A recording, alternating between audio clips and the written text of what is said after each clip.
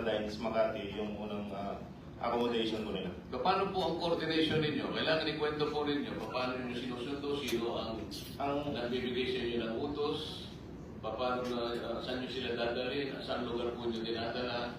Kung ano po yung nakasulat dito, banggitin po ninyo for the record. All the time naman po, kasama namin si Mark Tiksay po. Siya po ang assistant po ng mga foreigner po.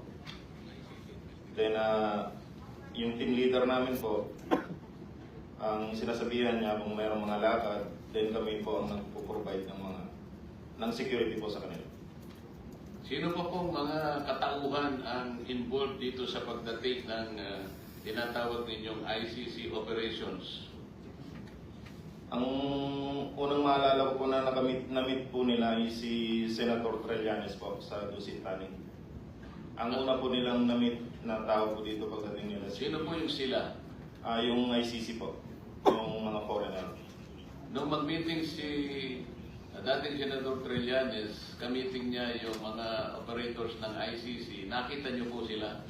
Yes, Your Honor, kasi nung pagdating namin doon sa closed door meeting po kasi yun sa Dusit Taning, si Senator Trillanes po yung sumalubong sa mga foreigner.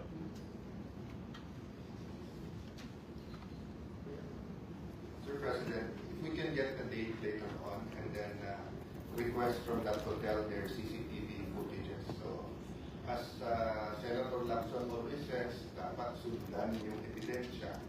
So, hindi ko na ulit-ulitin kasi baka makapaganda yung iba eh. But take note lang ng staff natin, may binanggit silang detalye at kaya nating sundan sa ebidensya that will either prove or disprove yung sinasabi ng aming mga resource persons. Thank you, Mr. Chair.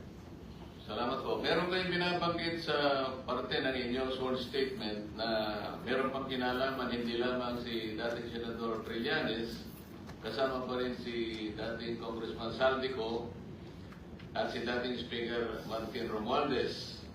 At meron kayong lugar na binabanggit kung saan sila nagkikita. Pwede ba ninyong ikwento ito? Pagkatapos po noon,